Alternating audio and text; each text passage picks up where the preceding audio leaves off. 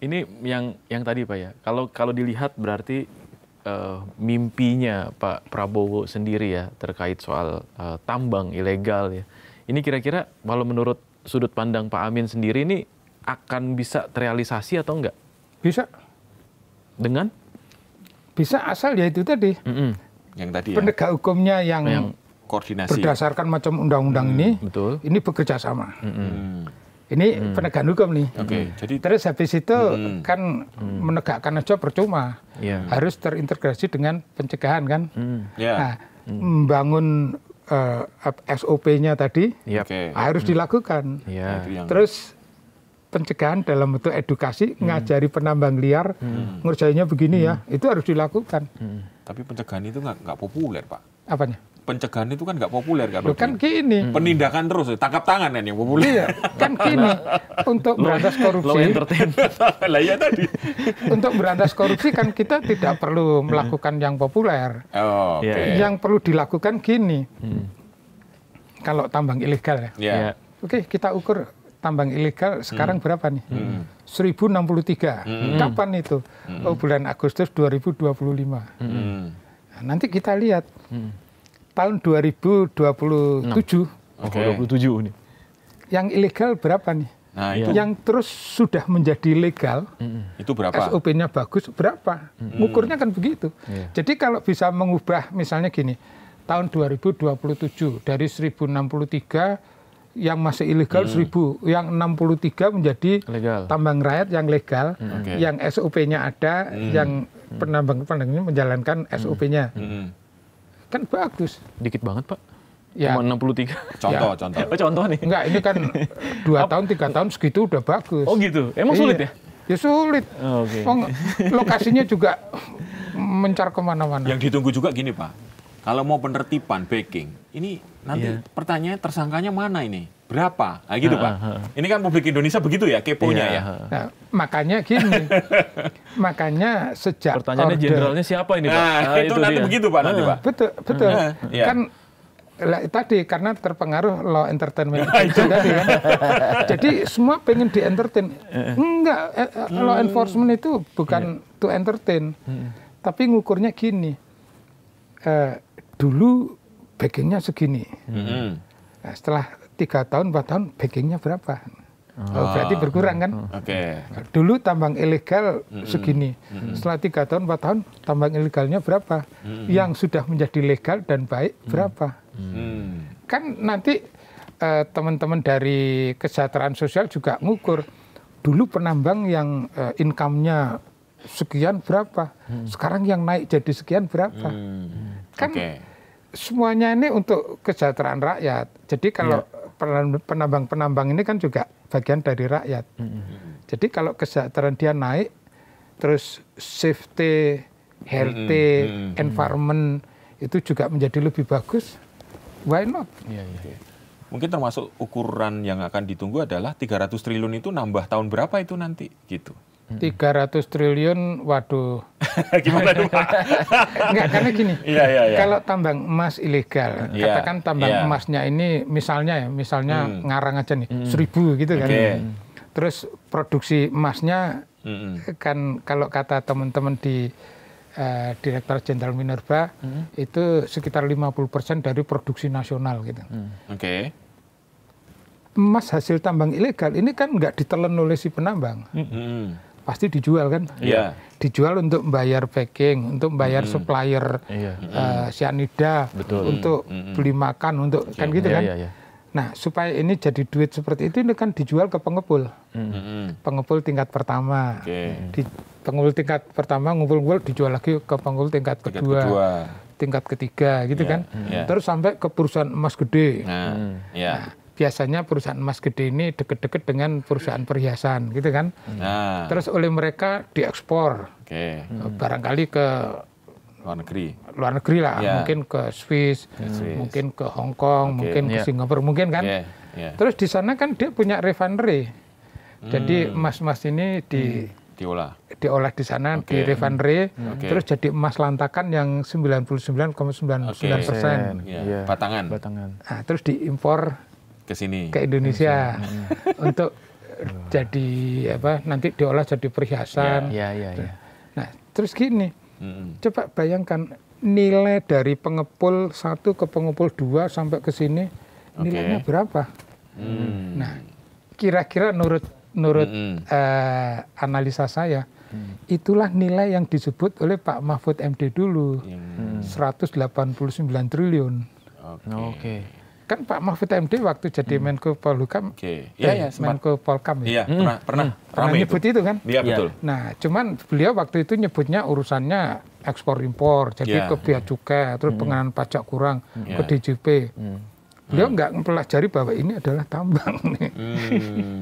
Iya, detailnya di situ ya. Nilai ekonomi dari rantai ke rantai itu yang dihitung sebagai kerugian negara. Nah, bayangkan gini. Iya. Ini bukan kerugian keuangan negara nih, karena tambangnya ini kan ya punyanya si penambang ilegal kan.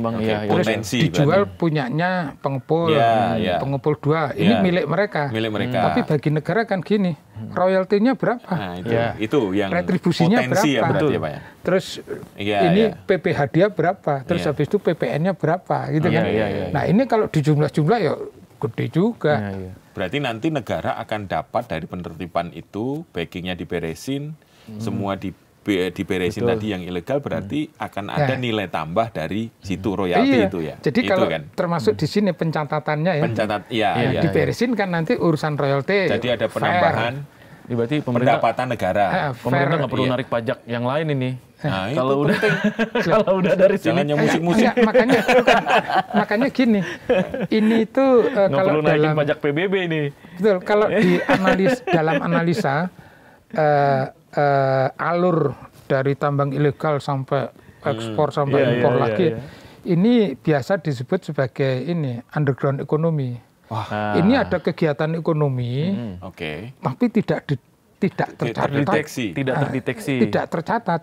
Tidak tercatat di dalam ekonomi kita. Gitu. Ekonomi negara ya berarti. Betul. Dan itu nilainya besar sebenarnya kan? Lah, tidak hanya 300 ya. Kalau merujuk ke dulu yang disampaikan Pak Mahfud MD, kan 189T. Angka kecil. Enggak angka gede kan? Terus kalau merujuk ke teman-teman dari Minerba, kan sekitar 50% produk emas nasional itu dari tambang ilegal. Gede juga kan? Berapa sih produknya? Nilainya, Pak? Wah, enggak tahu aku.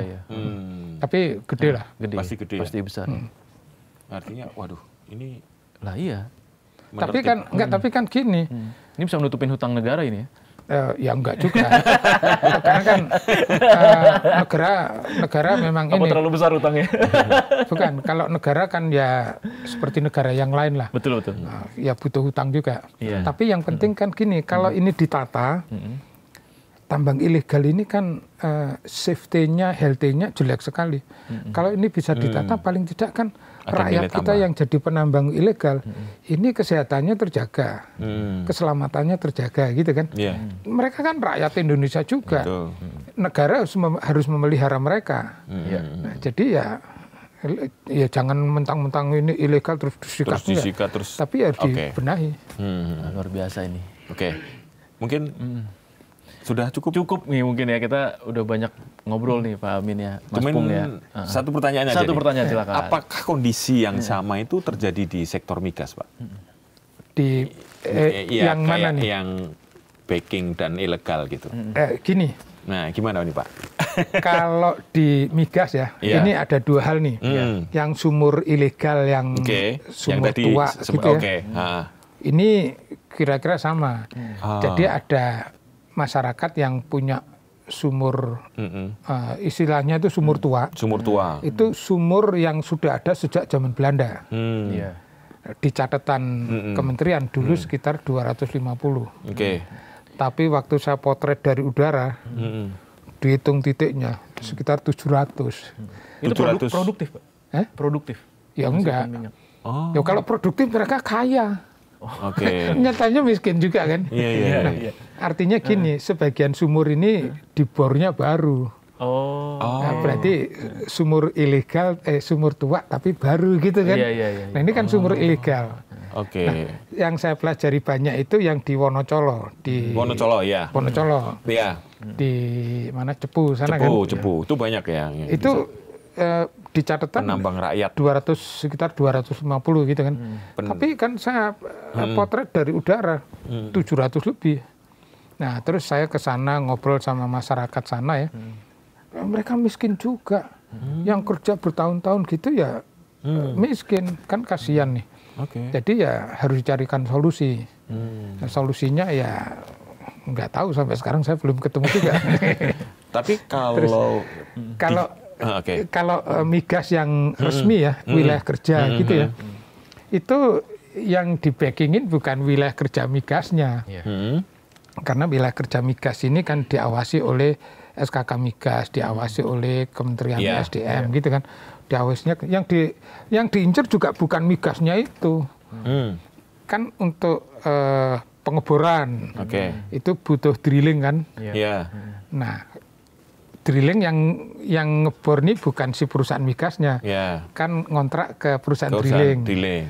Terus misalnya nanti membangun fasilitas produksi, nggak bangun sendiri kan, ada kontraktor kan. Terus nyewa kapal, bikin kapal, gitu juga kan. Jadi yang diincer itu bukan produksi hasilnya, migasnya, tapi tendernya ini.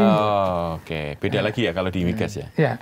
Tendernya ini, vendor ini ada backingnya ini supaya menang. Ini gitu. Terus ada backing lagi ini.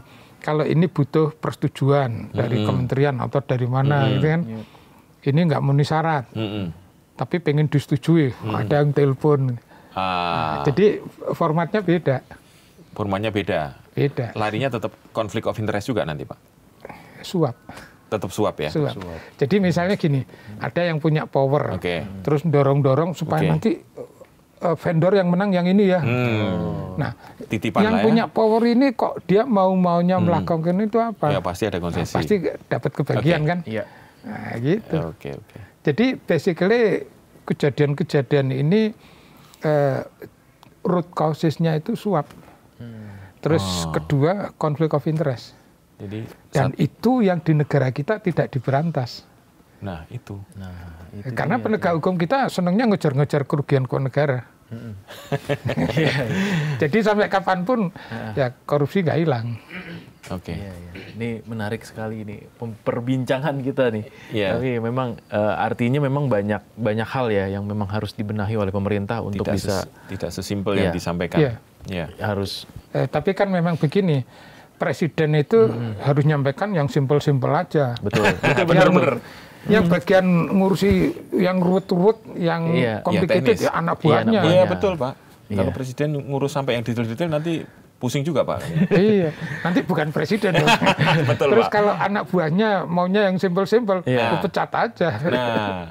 Betul juga, artinya memang ini ya ada komitmen dari Presiden Prabowo sebenarnya ya, ini yang harus kita apresiasi untuk memberantas ini kan, tambang ilegal, backing dan segala macamnya gitu. Meskipun tadi disampaikan Pak Amin bahwa memang harus semua dilakukan secara holistik nih, ya kan, tidak hanya dengan penanganan hukumnya, tetapi juga dengan penegak hukumnya juga harus di-upgrade lagi. Terus kemudian juga yang terakhir tadi ya orang-orang ya, penambang ilegal ini yang juga harus diberikan edukasi gitu Mas Pung juga. Dan terima kasih banyak atas waktunya Pak Amin. Ini menjadi sebuah insight buat kita dan mudah-mudahan memang apa yang disampaikan oleh Pak Amin ini juga bisa menjadikan pertimbangan ya kan ya bagi yang nonton juga, mungkin pemerintah juga nonton. Untuk poin aja. Itu udah poin aja. Ini masukan-masukan yang bagus yang mudah-mudahan bisa diaplikasikan ya Pak ya ke depannya. Mudah-mudahan yang saya jelaskan ini termasuk to the point ya. To the point ini to the point aja Pak. Ya, dan mudah-mudahan tidak hanya sekedar low entertain. Agency tetapi juga harus langsung gitu kan, memberantas tanpa bak bibu ya kan, tanpa banyak bicara, tetapi begitu melihat ada hasilnya ya. Pak Amin, terima kasih banyak atas waktunya dan sampai jumpa pemirsa, kita ketemu lagi di To The Point aja selanjutnya.